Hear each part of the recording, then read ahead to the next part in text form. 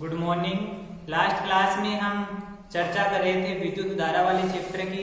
उसमें हमने जो प्रतिरोध है उनका श्रेणी समांतर क्रम है वहां तक पढ़ लिया था। आज हम चर्चा करने वाले हैं सेल की।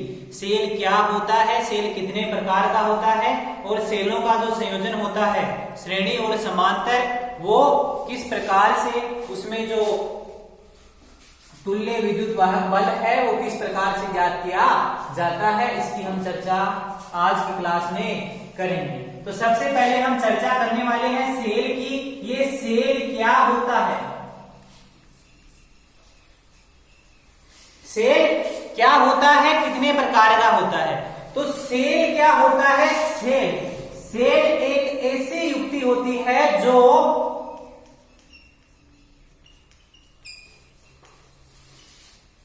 रासायनिक ऊर्जा को किसमें कन्वर्ट करती है, विद्युत ऊर्जा में। रासायनिक ऊर्जा को किसमें कन्वर्ट करती है, विद्युत ऊर्जा में। आपने सेल देखा होगा, कोई बैटरी होती है उसमें एक सेल होता है।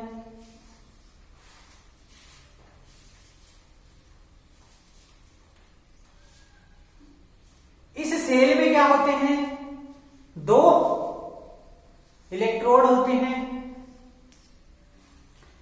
दो इलेक्ट्रोड होते हैं वह इसमें कोई क्या होता है, विद्युत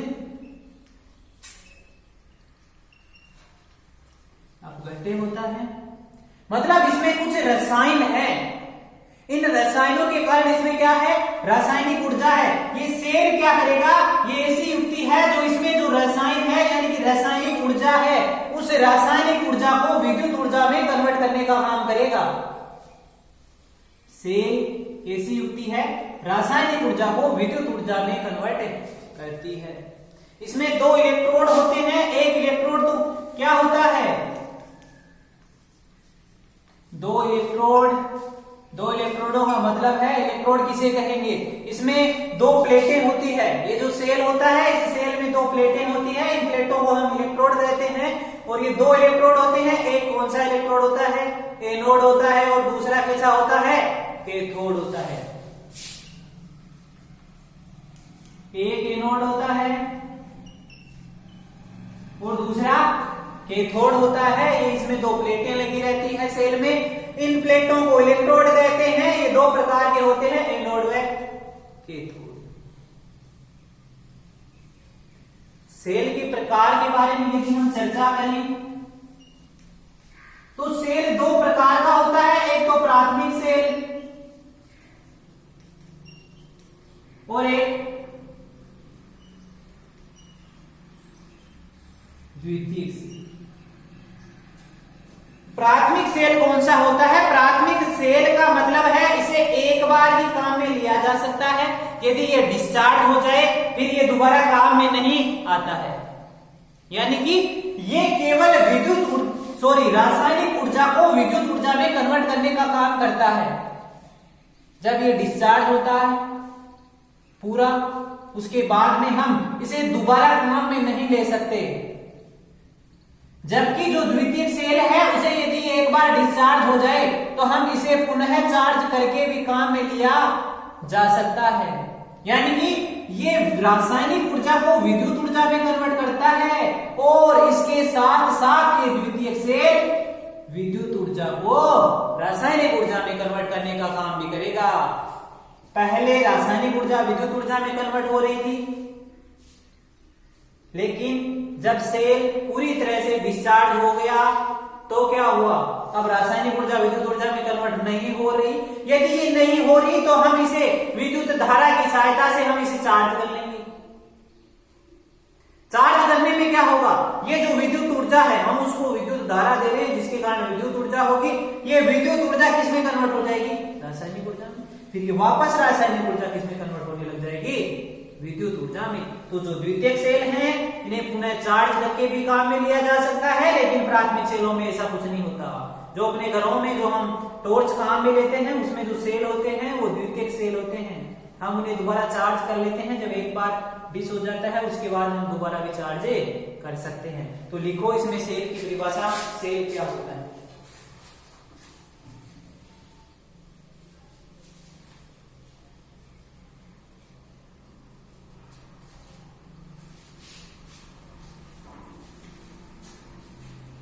सेल।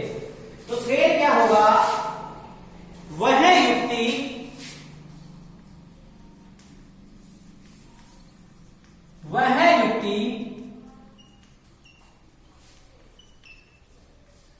जो रासायनिक ऊर्जा को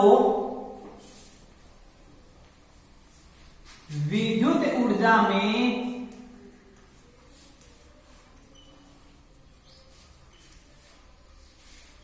रूपांतरित करती है, सेल कहलाती है।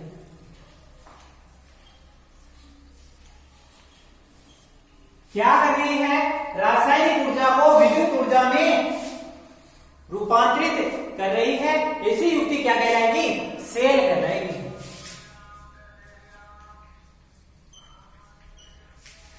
प्रत्येक सेल में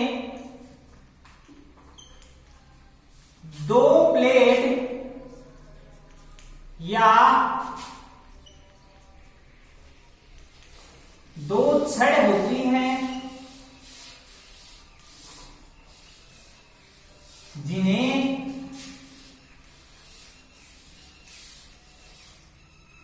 इलेक्ट्रोड कहा जाता है।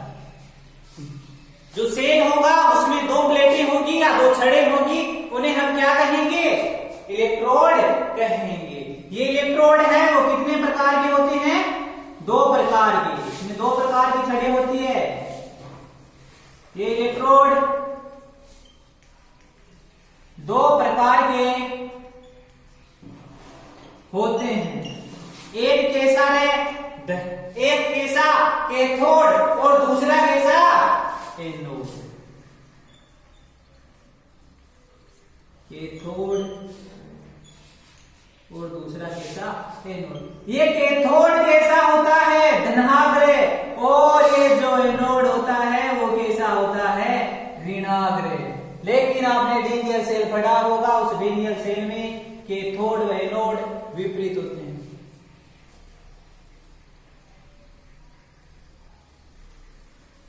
इलेक्ट्रोड कितने प्रकार के होते हैं? 2 प्रकार के होते हैं, एक धनाग्र ऋणाग्र कैथोड एनोड। ये हुई सेल किसे कहते हैं। अब इसके बाद में है सेल मुख्यतः कितने प्रकार के होते हैं। तो सेल मुख्यतः 2 प्रकार के होते हैं, एक प्राथमिक सेल और एक द्वितीयक सेल। तो लिखो सेल मुख्यतः है 2 प्रकार के होते हैं।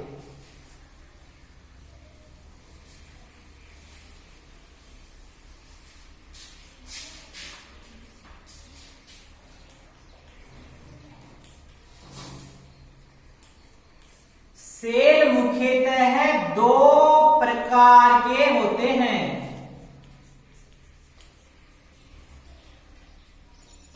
जिसमें पहला है कौन सा? प्राथमिक सेल। और दूसरा कौन सा है? द्वितीयक सेल।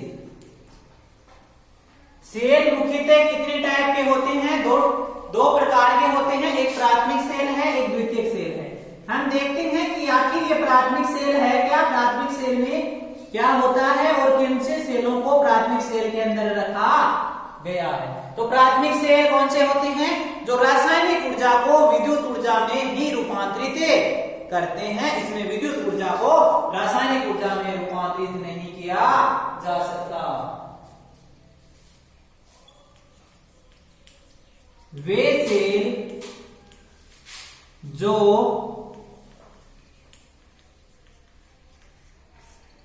रासायनिक ऊर्जा को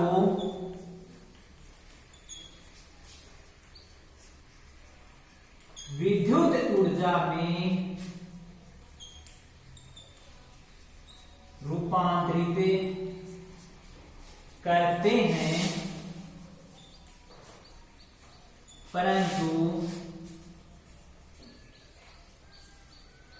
विद्युत ऊर्जा को रासायनिक ऊर्जा में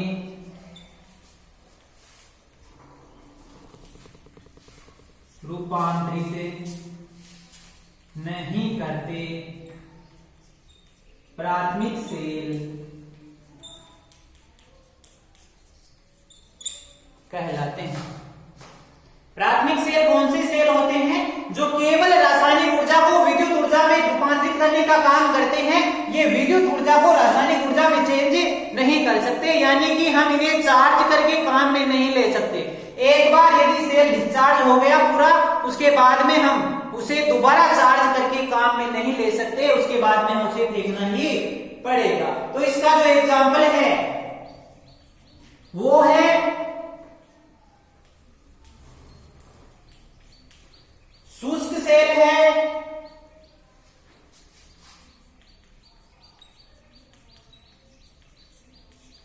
लेक्लांसी सेल है,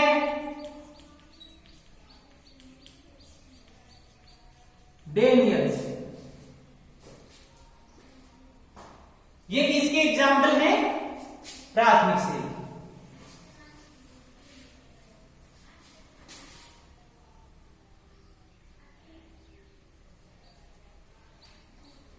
अब जो दूसरा प्रकार है वो है द्वितीयक सेल। तो द्वितीयक सेल कौन से सेल होंगे? जो रासायनिक ऊर्जा को विद्युत ऊर्जा में रूपांतरित करने के साथ साथ विद्युत ऊर्जा को भी रासायनिक ऊर्जा में चेंज करेंगे, यानी कि ये एक बार यदि डिस्चार्ज हो जाते हैं तो इन्हें पुनः चार्ज करके काम में लिया जा सकता है। वे सेल जो रासायनिक ऊर्जा को विद्युत ऊर्जा में रूपांतरित करने के साथ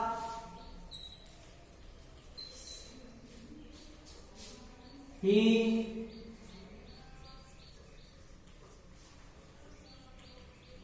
विद्युत ऊर्जा को भी रासायनिक ऊर्जा में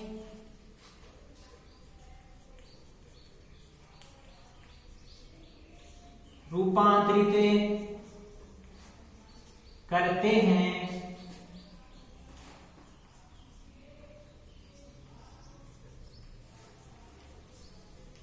द्वितीयक सेल कहलाते हैं। द्वितीयक सेल कौन से सेल होंगे? जो रासायनिक ऊर्जा को विद्युत ऊर्जा में रूपांतरित करने के साथ साथ विद्युत ऊर्जा को रासायनिक ऊर्जा में भी चेंज करते हैं, यानी कि एक बार ये डिस्चार्ज हो जाते हैं तो पुनः हम इन्हें चार्ज करके भी काम में ले सकते हैं। तो इसके जो एग्जाम्पल हैं वो लिखना। जो आपका जो सीसा संचायक सेल होता है वो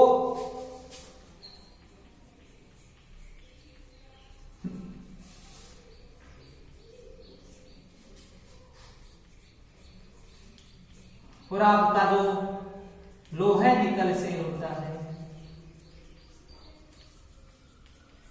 ये किसके एग्जाम्पल हैं?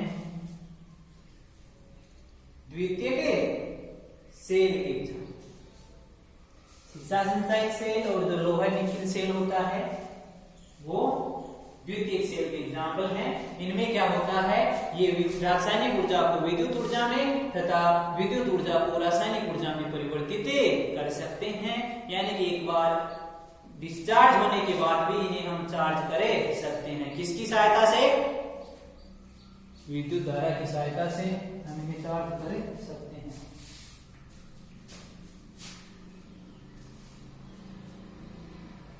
अब दो परिभाषाएं हैं।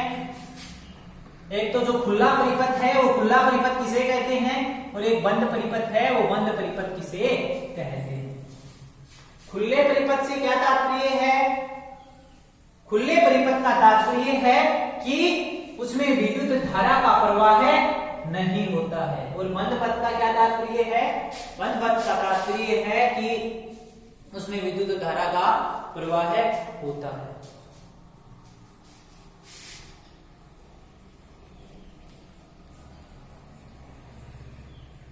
खुला परिपथ एवं बंद परिपथ, या आपको प्रैक्टिकल एग्जाम में पूछ सकता है एग्जामिनर कि खुला परिपथ क्या होता है और बंद परिपथ क्या होता है। तो खुले परिपथ में क्या होगा, विद्युत धारा का प्रवाह नहीं होगा। जैसे ये अपने पास कोई बैटरी है, ये इसकी ये बैटरी है, ये कुंजी है, यहां से धारा जा रही है, इधर आ रही है, इधर आ गई, यहां से धारा का स्टॉप हो गया, यहां से यहां तक धारा नहीं आ सकती। क्यों नहीं आ सकती? क्योंकि ये कुंजी क्या है, ओप है। कुंजी ओप है, कुंजी ओप होगी तो धारा का प्रवाह नहीं होगा, अर्थात परिपथ क्या होगा, खुला होगा। या यदि मैं यहां से, यदि इसमें कुंजी भी लगी हुई है, यदि परिपथ को यहां से मैं काट दूं तो भी धारा का प्रवाह नहीं हो रहा पूरे परिपथ में, तो भी क्या है, ये खुला परिपथ है। और बंद परिपथ में क्या होगा, ये कुंजी लगी हुई होगी, कुंजी ऑन होगी तो धारा का प्रवाह होगा। बंद परिपथ में धारा का प्रवाह होता है। बंद व खुले नाम से कंफ्यूज मत हो जाना कि खुला है मतलब धारा नहीं, सॉरी धारा जाएगी, बंद है मतलब धारा बंद रहेगी ना, उनके नाम से कंफ्यूज नहीं होना है। बंद परिपथ में धारा का प्रवाह होता है और जो खुला परिपथ होता है उस खुले परिपथ में धारा का प्रवाह नहीं होता है। क्योंकि परिपथ खुला रहेगा तो खुला रहेगा तो धारा कैसे प्रवाहित होगी उसमें, यहां से यदि खुला है तो धारा कैसे प्रवाहित होगी, इसमें धारा प्रवाह नहीं हो सकता। यदि परिपथ बंद रहा तो इसमें धारा प्रवाह हो जाएगी। तो इनकी परिभाषा लिखना,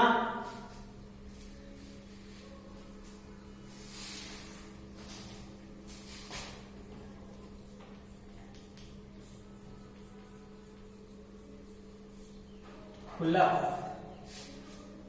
जो खुला परिपथ है उसकी परिभाषा लिखना,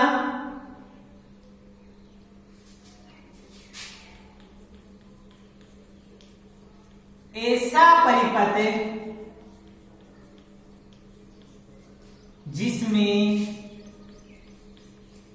धारा का प्रवाह नहीं होता है,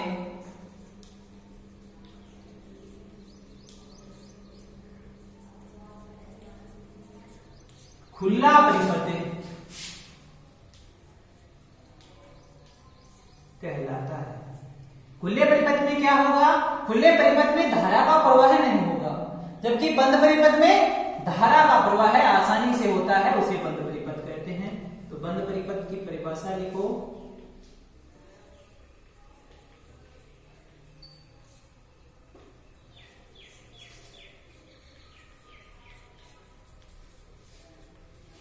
ऐसा परिपथ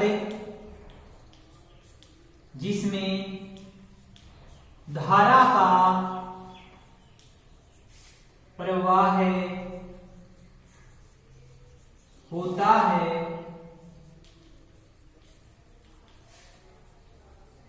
बंद परिपथ कहलाता है। बंद परिपथ में धारा का प्रवाह होगा और खुले परिपथ में धारा का प्रवाह नहीं होगा।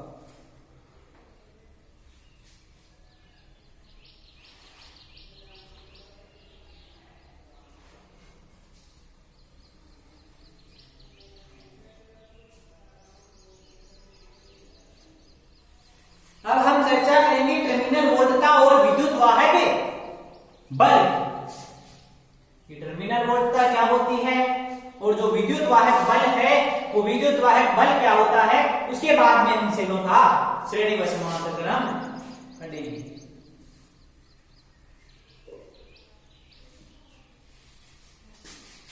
पहली परिभाषा लिखो, विद्युत वाहक बल, और दूसरी कौन सी है, टर्मिनल वोल्टता की। तो विद्युत वाहक बल क्या होगा, यदि परिपथ खुला है तो खुले परिपथ में जो बैटरी के दोनों सिरे हैं उन दोनों सिरों के मध्य जो विभवांतर है उसे ही क्या कहते हैं, विद्युत वाहक बल कहते हैं। खुले परिपथ में सेल के सिरों के मध्य जो विभवांतर होता है वो विभवांतर विद्युत वाहक बल होता है। मात्रक क्या होता है इसका, होता है, ये एक अदिश राशि है। और ये किस पर निर्भर करती है? ये निर्भर करती है विद्युत अपघट्य तथा इलेक्ट्रोड की प्रकृति पर। जबकि जो टर्मिनल वोल्टता होती है, टर्मिनल वोल्टता में क्या होगा, जो बैटरी है, जो परिपथ है, यदि परिपथ बंद है तो बंद परिपथ में जो सेल होता है उसके सिरों के मध्य जो विभवांतर होता है वही क्या कहलाता है? टर्मिनल वोल्टता कहलाती है। उसका मात्रक भी वोल्ट होता है, अदिश राशि। इसमें लिखो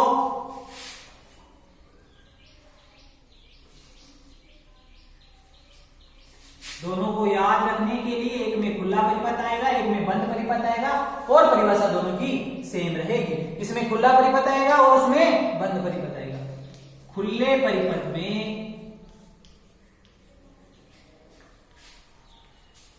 सेल के दोनों सिरों के मध्य का विभवांतर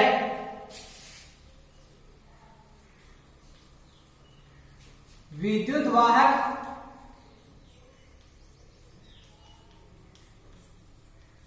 बल कहलाता है। विद्युत वाहक बल किसे कहते हैं? यदि परिपथ खुला है, खुले परिपथ में जो आपका सेल रहेगा, बैटरी रहेगी, उसके जो दोनों सिरे हैं उनके मध्य जो विभवांतर होगा वही क्या कहलाएगा? विद्युत वाहक बल कहलाएगा। इसे किससे व्यक्त करते हैं? इसे ई से व्यक्त करते हैं। इसका मात्रक वोल्ट होता है। यह एक अदिश भौतिक राशि है और ये किस पर निर्भर करेगी? एक तो जो विद्युत अपघट्य होगा और जो इलेक्ट्रोड होगा उसकी प्रकृति पर निर्भर करती है। इसका मान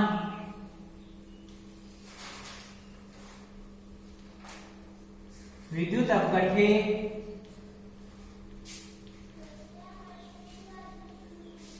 एवं इलेक्ट्रोड की प्रकृति पर निर्भर करता है। अर्थात क्या होगा? किसी निश्चित सेल के लिए इसका मान निश्चित रहेगा, क्योंकि निश्चित सेल होगा उसमें जो विद्युत अपघट्य होगा वो भी निश्चित होगा और जो इलेक्ट्रोड हैं वो भी क्या रहेंगे? सेम रहेंगे। तो किसी सेल के लिए इसका मान क्या होगा? नियत होगा। इसकी विमा लिख सकते हो। इसकी विमा क्या होगी? जो विद्युत विभव की होती है, विभवांतर की होती है, वो ही किसकी होगी? इसकी होगी m1L2T - 3K - 1। इसे आप किससे ज्ञात कर सकते हो? जूल प्रति कूलम्ब से, सॉरी जूल प्रति सेकंड से आप इसे आसानी से ज्ञात कर सकते हो।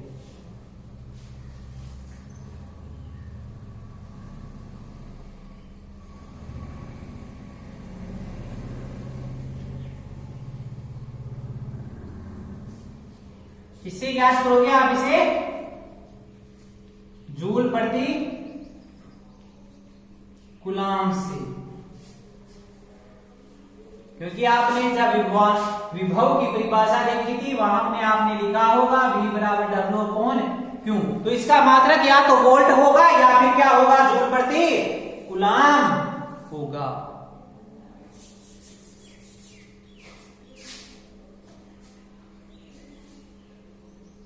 अब हम चर्चा करने वाले हैं किसकी? टर्मिनल वोल्टता क्या होती है?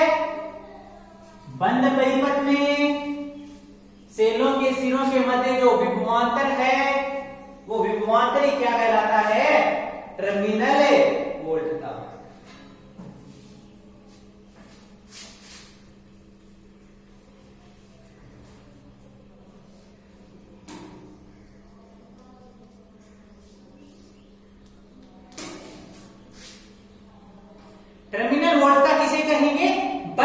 परिपथ में किसी सेल के टर्मिनलों के मध्य का जो विभवांतर है वो ही क्या कहलाएगा?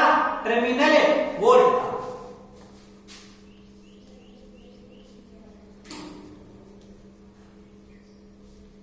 बंद परिपथ में सेल के टर्मिनलों या सिरों के मध्य का विभवांतर ही टर्मिनल वोल्टता कहलाता है। इसे V से व्यक्त करते हैं। इसका मतलब वोल्ट या जूल प्रति कूलाम होता है। मात्रा क्या होगा? वोल्ट या जूल प्रति कूलाम। विमा की यदि बात करूं तो विमा क्या होगी? m1L2T - 3A - 1। विमा को कभी रटना नहीं है, विमा हमेशा इसके जो सूत्र है उस सूत्र से ज्ञात करनी है। नहीं विमा में आप यहाँ माइनस की जगह प्लस कुछ भी लगा दोगे, क्योंकि विमा कोई एक नहीं है। फिजिक्स में बहुत सारे विमाएं हैं, विमा किसी की भी आपको विमा पूछी जा सकती है। और ये कैसी राशि है? एक अदिश भौतिक राशि है। इसका मान किस पर निर्भर करेगा? इसका मान सेल के आंतरिक प्रतिरोध पर निर्भर करता है। अब यहां ये जो आंतरिक प्रतिरोध है वो एक हमारे लिए नई चीज आ गई या नहीं? पहले हमने इसका नाम नहीं सुना, हमने प्रतिरोध का जरूर नाम सुना कि प्रतिरोध क्या होता है, उसके बारे में हमने देखा। प्रतिरोध जो खुद में जो धारा का प्रवाह होता है उसमें यदि चालकता विरोध करे वो प्रतिरोध वो होता है। लेकिन ये आंतरिक प्रतिरोध क्या होता है?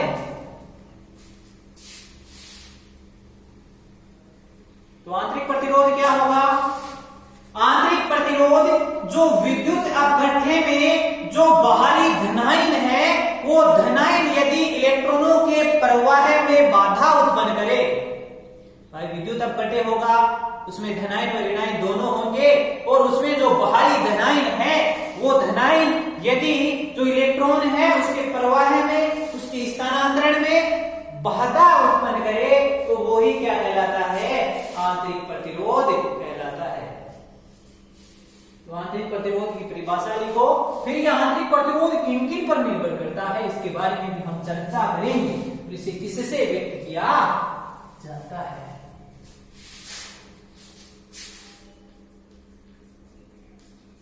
सेल का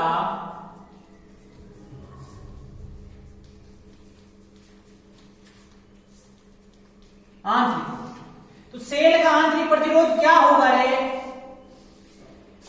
जो सेल है सेल में क्या होगा? विद्युत अपघट्य होगा। विद्युत अपघट्य होने के कारण उसमें धनायन व ऋणायन होंगे, लेकिन जो धनायन है वो धनायन सेल के भीतर ही इलेक्ट्रॉन के प्रवाह में क्या करेंगे?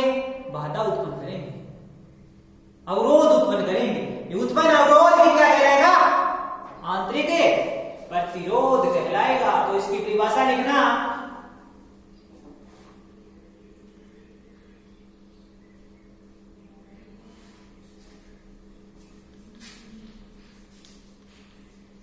किसी सेल के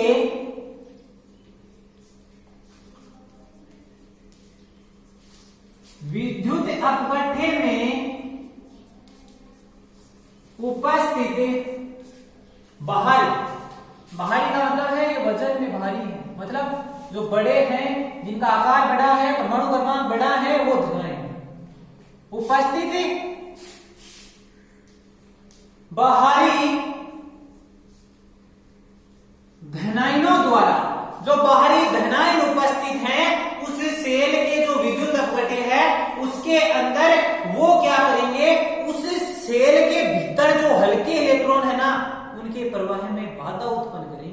उसे ही क्या कहते हैं? आंतरिक प्रतिरोध कहते हैं। बाहरी घनायनों द्वारा सेल के भीतर हल्के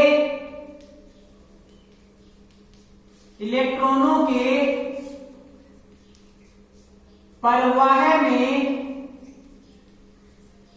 उत्पन्न अवरोध को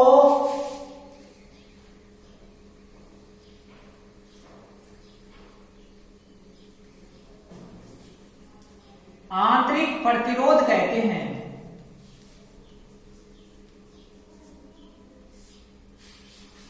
आंतरिक प्रतिरोध है कि उस सेल के जो अंदर है ना, अंदर उपस्थित तनाएं उसका क्या कर रहे हैं? विरोध कर रहे हैं, इसलिए इसे क्या कहा हमने? आंतरिक प्रतिरोध कहा। इसका मात्रा क्या होगा? ओम होगा रे भाई। यह एक अदिश भौतिक राशि है।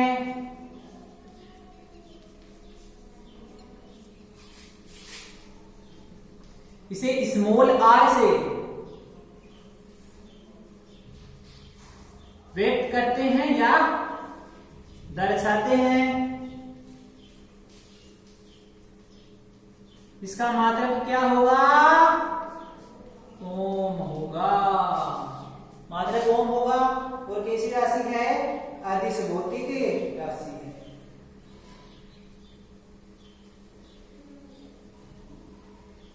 और ये जो आंतरिक प्रतिरोध है ना, वो कोई आपके पास यदि आदर्श सेल है ना,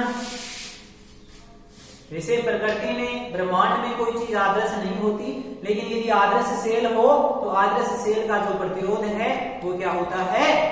आंतरिक प्रतिरोध शून्य होता है। आदर्श सेल का आंतरिक प्रतिरोध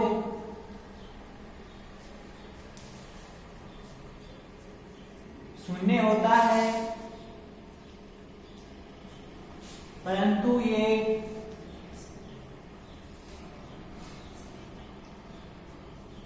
संभव नहीं है।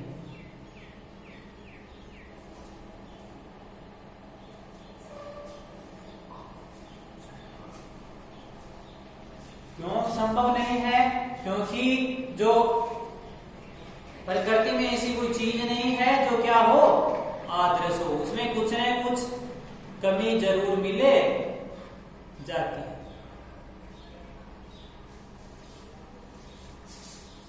अब कोई सोच रहा होगा कि ये सेल के लिए निश्चित रहता है ना, ये किसी सेल के लिए फिक्स नहीं होता। सेल के लिए उसमें भी फिक्स नहीं रहता, उसमें भी ये लगातार परिवर्तित होता रहता है। उसे जैसे ही हम काम में लेंगे, जैसे ही काम में लेते रहोगे, उसके साथ ही वह बदलता रहेगा। लो, किसी वास्तविक सेल के लिए इसका मान नियत नहीं रहता है। काम में लेते रहोगे, उसके साथ साथ इसका मान बढ़ता रहेगा। सेल को उपयोग लेते रहने से इसका मान बढ़ता रहता है।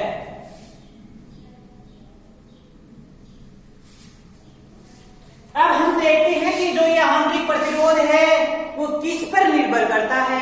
सेल में कौन से कारक हैं जिन पर ये निर्भर करता है? तो किन पर निर्भर करेगा? एक तो जो इलेक्ट्रोड हैं, उन इलेक्ट्रोडों के जो बीच की दूरी है उस दूरी के समानुपाती होगा। एक जो इलेक्ट्रोड है वो विद्युत अपघट्य में कितने डूबे हुए हैं, जितने डूबे हुए होंगे उसके क्या होगा? डूबे हुए क्षेत्रफल के क्या होगा? व्युत्क्रमानुपाती होगा। जितना ज्यादा विद्युत अपघट्य में इस इलेक्ट्रोड का क्षेत्रफल डूबा हुआ होगा उतना ही इसका कम प्रतिरोध होगा। एक किसके, सेल की ध्रुवता के, एक जो ये विद्युत अपघट्य है इसकी सांद्रता के, एक इसकी श्यानता के, एक ताप के, एक इसकी प्रकृति पर, और एक जो बाह्य परिपथ है उस बाह्य परिपथ से जो धारा का प्रवाह होता है उस पर भी आंतरिक प्रतिरोध का मान निर्भर करता है। तो इसके बारे में लिखो, सेल का आंतरिक प्रतिरोध निम्न कारकों पर निर्भर करता है। सेल का आंतरिक प्रतिरोध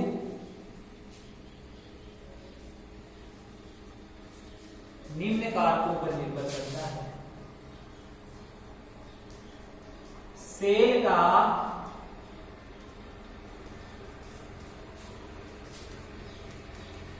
आंतरिक प्रतिरोध निम्न कारकों पर निर्भर करता है।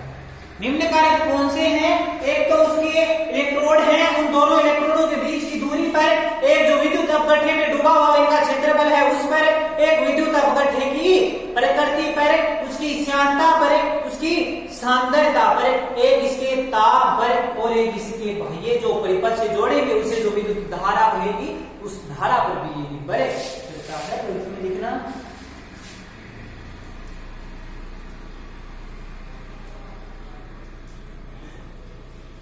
इलेक्ट्रोडों के बीच की दूरी पर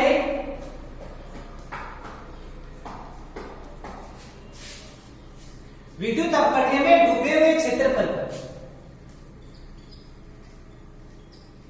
इलेक्ट्रोड के विद्युत अपघट्य में डूबे हुए क्षेत्रफल पर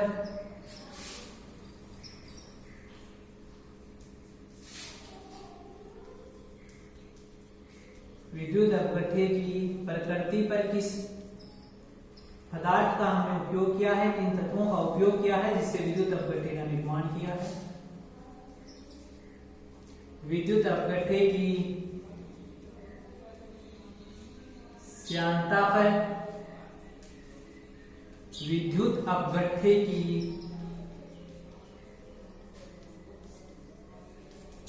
सांद्रता पर, ताप पर, और जो बाह्य परिपथ से जोड़ा गया है उस पर सेल से बाह्य परिपथ से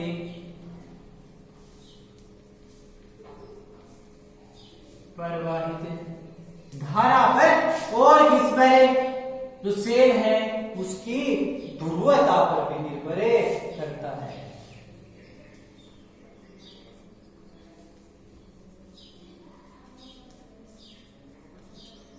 इनके बारे में ध्यान रखना, किन पर यह निर्भर करता है। ये आपको प्रैक्टिकल पूछ सकता है क्योंकि आप वहां अलग अलग प्रकार के सेल बनाओगे तो उस सेलों में पूछ सकता है कि इसका आंतरिक प्रतिरोध क्या होता है। ये किन किन बातों पर निर्भर करता है।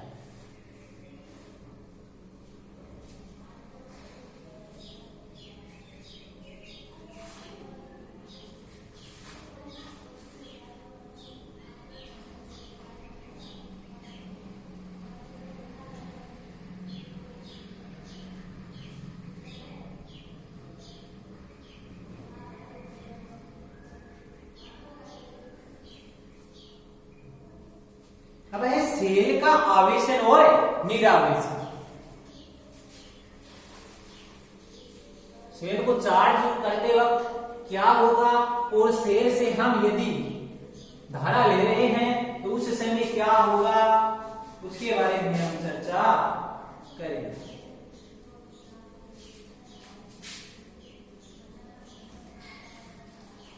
सेलों का आवेशन एवं निरावेशन। एक बार चार्ज करेंगे रे और एक बार वापस ले लेंगे उस सेल से विद्युत धारा, हम उस सेल से ले लेंगे, निरावेशन होगा, हम उसे चार्ज करेंगे, आवेशन होगा। तो पहला लिखो आवेशन,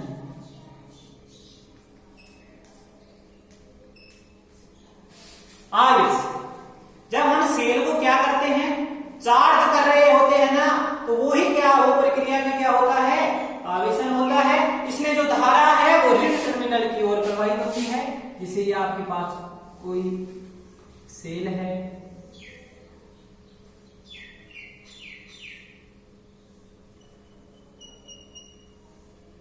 धन टर्मिनल है, ये ऋण टर्मिनल है, ये इसका आंतरिक प्रतिरोध है और ये पूरी युक्ति क्या है, सेल है। ये आंतरिक प्रतिरोध है, इसलिए हमने इसको स्मॉल आर से दर्शाया है। इसमें धारा किधर प्रवाहित होगी, ऋण टर्मिनल की ओर प्रवाहित होगी। धारा इस प्रकार होगी। इसमें लिखो, डायग्राम बना लो, उसके बाद में इसमें लिखना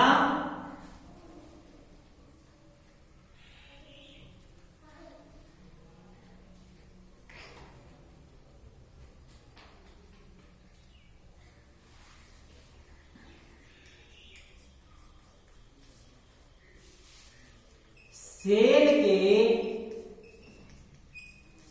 आवेशन में धारा का प्रवाह है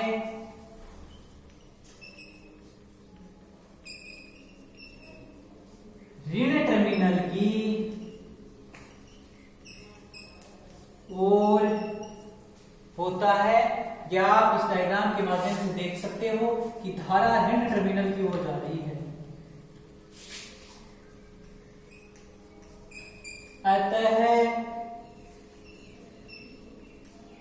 सेल की टर्मिनल वोल्ट, हम इसमें मान लेते हैं कि जो धारा प्रवाहित हो रही है ना, वो आई धारा प्रवाहित हो रही है। ये धारा का मान क्या है, आई। टर्मिनल वोल्टता V बराबर है E प्लस वी आई। ये किसके कारण है, इस आंतरिक प्रतिरोध के कारण। ये इसका टोटल V बराबर E प्लस आई, इसका मान क्या होगा, VI का मान होगा कितना रहे, I R होगा। तो V बराबर E प्लस आई आर।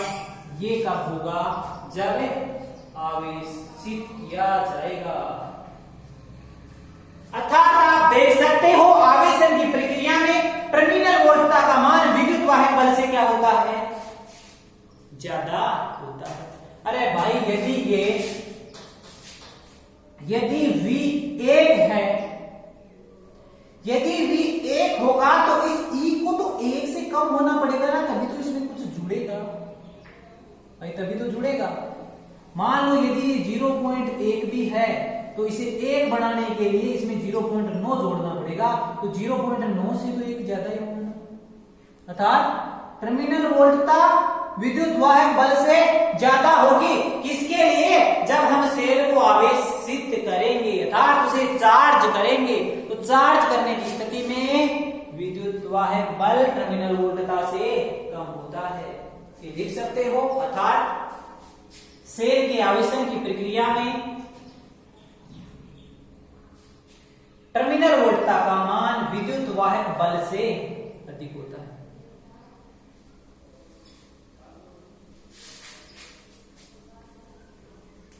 अर्थात सेल के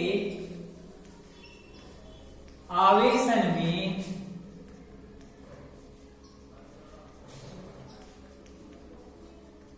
टर्मिनल वोल्टता का मान विद्युत वाहक बल से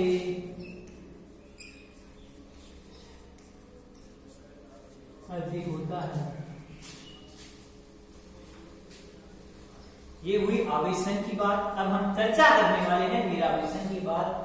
निरावेशन में क्या होगा भाई, आवेशन में धारा ऋण सिरे की ओर जा रही है तो निरावेशन में धारा किधर जाएगी रे? उल्टी प्रक्रिया होगी जस्ट आवेशन की, तो उल्टी प्रक्रिया होगी तो एक में ऋण सिरे की ओर जाएगी तो दूसरे में किस सिरे की ओर जाएगी? धन सिरे की ओर। दूसरा लिखो निरावेशन। निरावेशन में क्या होगा रे? ये हमारे पास कोई युक्ति है जिसमें धन सिरा है, ये ऋण सिरा है, ये इसका आंतरिक प्रतिरोध है, इसमें ये धन है, ये ऋण है। इसमें धारा का प्रवाह किधर होगा? धन सिरे की ओर होगा, अर्थात धारा ऐसे आएगी इसमें। ये ध्यान देने योग्य बात है। आवेशन और निरावेशन के समय आवेशन में धारा का प्रवाह ऋण सिरे की ओर होता है, जबकि निरावेशन में इसका उल्टा यानी कि धन सिरे की ओर होता है। इसी चीज को ध्यान रखना, फिर आप आसानी से इसके बारे में कुछ लिख सकते हो। ये डायग्राम बना लो, इसके बाद में लिखो इसमें।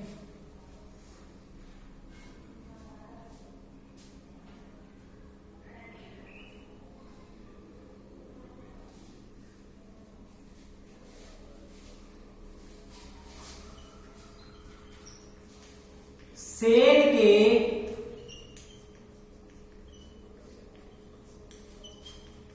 निरावेशन की प्रक्रिया में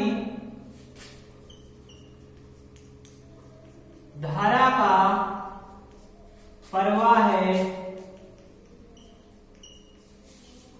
धन सिरे की ओर होता है। अतः टर्मिनल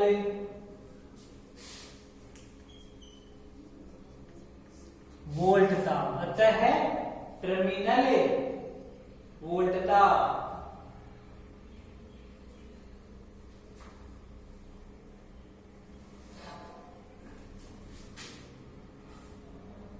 E बराबर होगा V प्लस VI के। यहां से जो टर्मिनल वोल्टता है वो किसके बराबर हो जाएगी? विद्युत वाहक बल माइनस VI। तो आप VI का मान लिख सकते हो, कितना होगा? IR के बराबर होगा, तो V बराबर होगा E माइनस I। से याद रखना, आवेशन और निरावेशन में टर्मिनल वोल्टता का मान V बराबर E माइनस IR होता है, जबकि आवेशन में क्या होता है?